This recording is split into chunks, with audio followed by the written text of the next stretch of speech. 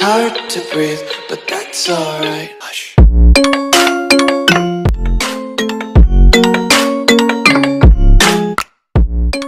Hello everyone, last lecture में tally की हमने इन्वेंट्री स्टार्ट कर दिया था। इस लेक्चर में हम उसी इन्वेंट्री में थोड़े और ऑप्शंस पढ़ेंगे, कैसे हम इसमें और प्रोग्रेस कर सकते हैं। जैसे इन्वेंट्री में जब भी आप जाते हैं तो पहले आपको एक चीज़ अप्लाई करनी होती है, डिस्काउंट। क्योंकि बहुत बार क्या होता है, हम जब भी शॉप या कोई सी भी फर्म खोल रहे हैं और वहाँ पर से यदि हम कुछ सेल करते हैं तो हमें डिस्काउंट देना पड़ता है, क्योंकि उसी से हमारा कस्टमर अट्रैक्ट होता है। और सेल्स में भी अगर आप परचेस कर रहे हैं तो आपको डिस्काउंट मिलता भी है बहुत सारी जगह से। तो हम देखेंगे कि डिस्काउंट की एंट्री कैसे की जा सकती है टैली में। सबसे पहले आपको इसके लिए क्या करना है कि इसमें दो तरीके होते हैं। पहला तरीका होगा कि यदि आपको मान लीजिए केवल परसेंटेज मालूम है, डिस्काउंट का अमाउंट नहीं पता है। सपोज किसी ने बोल दिया कि जो भी बिल बनेगा उसका 7.5% डिस्काउंट दे दिया जाएगा, तो उसके लिए पहले ट्रिक देख लेते हैं कि वो क्या होगी। उसके लिए सबसे पहले यदि आप परचेस कर रहे हैं तो यहाँ पर पार्टी नेम आ जाएगा। पार्टी नेम सपोज मैंने बना लिया है कौशल, तो कौशल बना लेते हैं यहाँ पर। और इसमें ले लेते हैं सन्ड्री क्रेडिटर, क्योंकि इससे हम खरीद रहे हैं। अभी इन सब चीज़ों को हम करेंगे स्किप। नेक्स्ट यहाँ पर हम ले लेंगे name of item. Name of item suppose करिए कि मैं इससे खरीद रहा हूँ एक जग को मैं ले लूँगा नंबर्स में, और अल्टरनेट यूनिट उसकी बना लूँगा डजन को। एक dozen is equals to 12 numbers के। अब इन सब ऑप्शन को भी अब स्किप करते हैं। अब यहाँ पर आएगी क्वांटिटी। सपोज करिए मैं 500 जग इससे खरीद रहा हूँ और एक जग मुझे 50 रुपये का पड़ रहा है।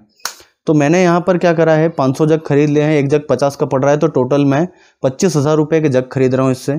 बट यहाँ पर डिस्काउंट का ऐसा कोई ऑप्शन हमें मिल नहीं रहा है। तो हम क्या कर सकते हैं जिसके द्वारा डिस्काउंट अप्लाई हो, तो उसके लिए हमें F11 में जाना पड़ेगा।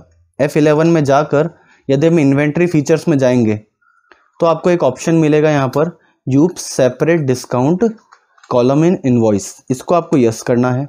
इससे क्या होगा, तो इससे ये होगा कि जो आपकी एंट्री कर रहे थे आप, अब यहाँ पर आप देखेंगे रेट के साथ में डिस्काउंट का एक ऑप्शन और जुड़ चुका है, एक और कॉलम बन चुका है। तो जब आप यहाँ पर जाएंगे तो आपको डिस्काउंट यहाँ पर लिखना पड़ेगा 7.5। यह सीधा परसेंटेज में उसे कैलकुलेट करके माइनस कर देगा, और आपके जितने भी अमाउंट आ रहा है, जितना भी कट के आ रहा है, अभी हो रहा है 25,000 का 23,125 रुपये। मतलब इसने 7.5% यहाँ से घटा दिया है। एक तो ऐसे आप अप्लाई कर सकते हैं। अब यहाँ पर परचेस का लेजर रख देंगे। लेकिन अगर आपको लगता है कि नहीं ये तरीका हमें नहीं आ रहा है, क्योंकि सपोज करिए किसी ने बोल दिया अमाउंट माइनस करिए, क्योंकि बहुत बार क्या होता है, बहुत लोग बोलते हैं अमाउंट माइनस कर दीजिए। अब उसमें हम क्या करेंगे, तो उसके लिए फिर आपको इस डिस्काउंट के कॉलम की ज़रूरत नहीं है, तो आप इसे चाहें तो बंद कर सकते हैं। उसके लिए फिर इस ऑप्शन को फिर से यहाँ से नो कर देंगे। अब आप क्या करेंगे, पार्टी नेम ले लेंगे फिर से, और इस बार फिर से हमने लिया जग।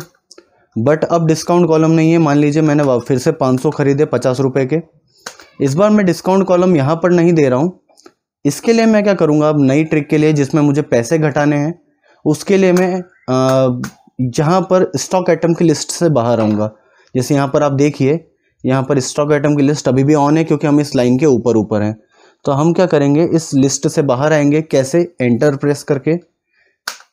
यहाँ पर जब आप उस लिस्ट से बाहर आ चुके हैं और यहाँ पर वो लाइन भी नहीं आ रही है, अब आप डिस्काउंट का यहाँ पर लेजर रख सकते हैं। उसके लिए आपको लेजर क्रिएट करना होगा। तो मैं बना लेता हूँ डिस्काउंट, और ये हम डिस्काउंट प्राप्त कर रहे हैं, इसलिए हम बोलेंगे डिस्काउंट रिसीव्ड।